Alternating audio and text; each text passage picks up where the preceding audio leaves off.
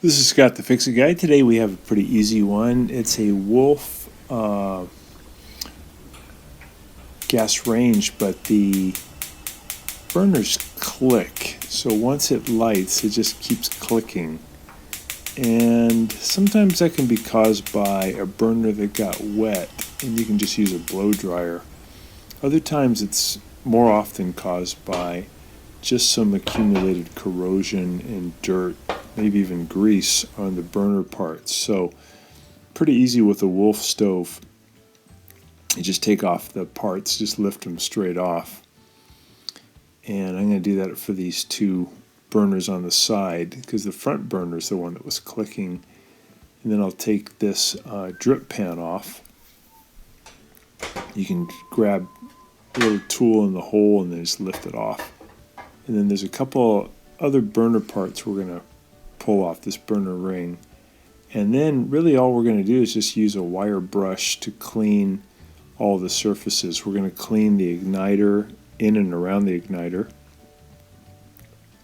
Then we're going to clean all the metal surfaces.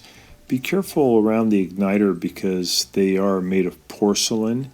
And if the porcelain gets pushed too hard, it can crack. And if it cracks, the igniter won't work. So really clean the metal well with the wire brush, and then just gently clean the top of the igniter and around the base of the igniter. You want to make sure there's no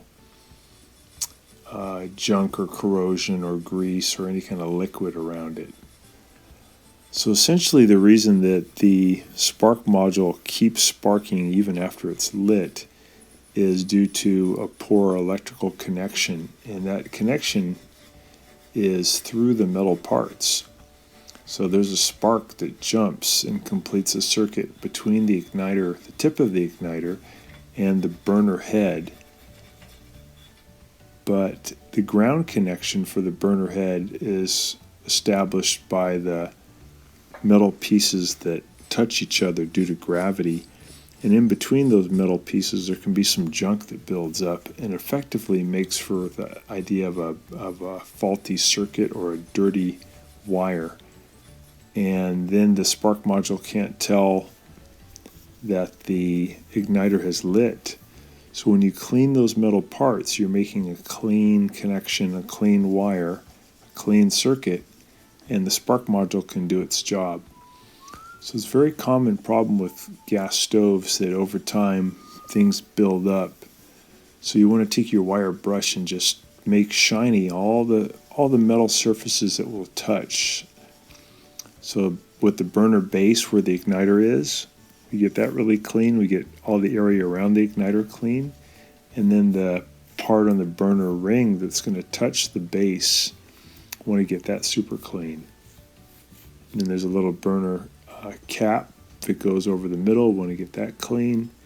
Any metal piece that touches the other metal piece needs to be clean, and that'll almost always get rid of that clicking. Occasionally it can be due to a faulty spark module.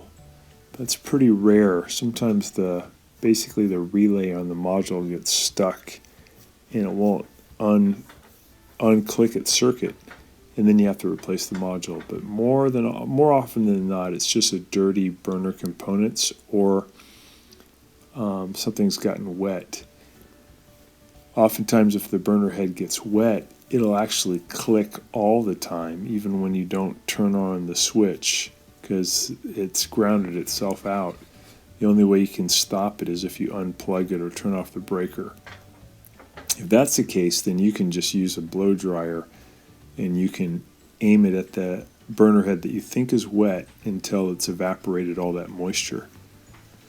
So the most common problem though we see is where the burner does light, but then it just keeps clicking, and this solves that problem. This is true for many types of gas stoves. So you can use also, besides a wire brush, you could use some alcohol on a Q-tip, would work really good too, to just clean the area. I find that the abrasion idea works probably the fastest and the best, but electrical cleaner and alcohol would do the trick too. So I'll end up doing this cleaning procedure for the front one and the back one because there was also a clicking problem on the back side. These stoves are really fun to work with and easy to work with because the parts just come right off. They fit together really well. You'll notice though that most of the parts have a little notch on them, and then the other piece that fits into it has a little groove, and you want to make sure that notch and groove fit together so the burner parts all fit correctly and are as flat as possible. If they don't sit all the way down, the gas cannot flow up to the correct parts and gas will escape prematurely, and then it won't really work well, or it won't light, or it won't create a proper flame. You'll also notice on this part I'm touching now, there's a line at maybe at our 10 o'clock position, and that line has to line up with the igniter.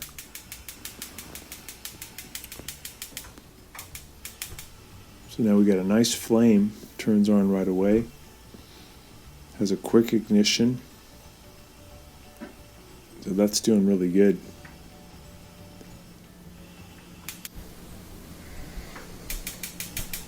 I noticed though the back one was having trouble where it just kept clicking too, so wanted to do the same procedure to clean that up.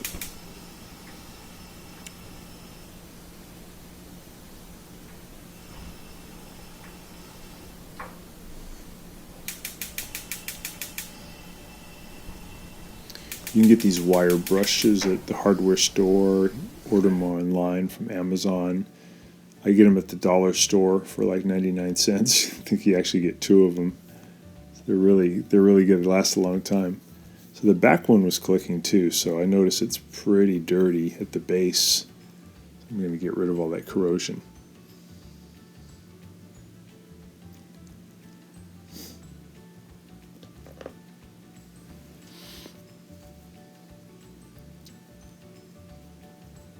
I think a lot of the stuff that fouls the burner head is what we call boil over. So like if you're boiling oatmeal or milk and it foams up, it boils out of the pot and then it falls down into the burner head, and it just gets all over the parts, and then when it dries it creates a bad connection for the ground.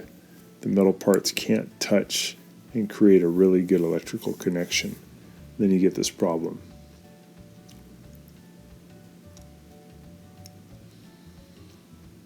And burner parts tend to get corroded pretty fast too because they're really hot, and then when they cool down they grab moisture to them, and that moisture can start to cause rusting. So rust also messes up with the electrical connection, and just using the wire brush to brush off that rust can make a big difference.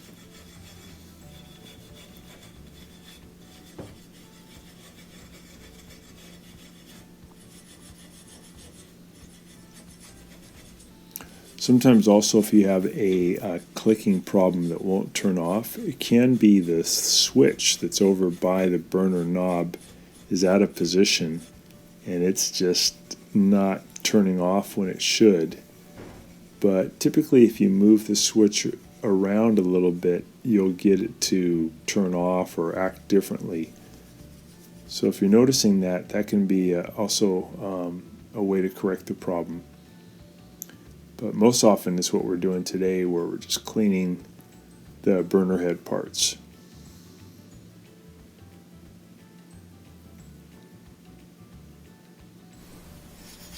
And if you're doing this to the point where the metal pieces are getting shiny, then you know you've done it correctly.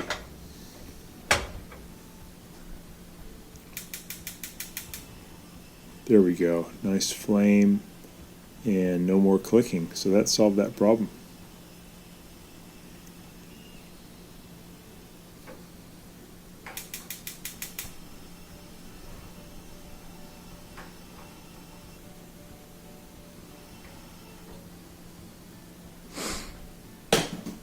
So now we'll just do some reassembly. We got it working good. Put the drip tray back on and then put the burner ring back on. Make sure we line up that little line with the igniter. This time the back one's over at the 4 o'clock position. Make sure everything's sitting down nice and flat and tight.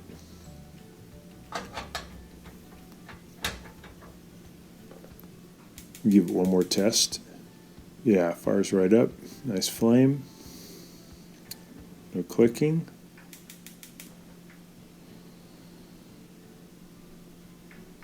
That's great. We'll put the burner grates back on.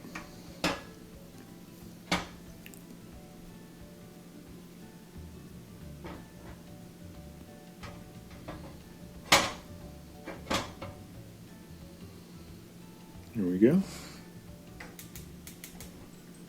Other side looks good.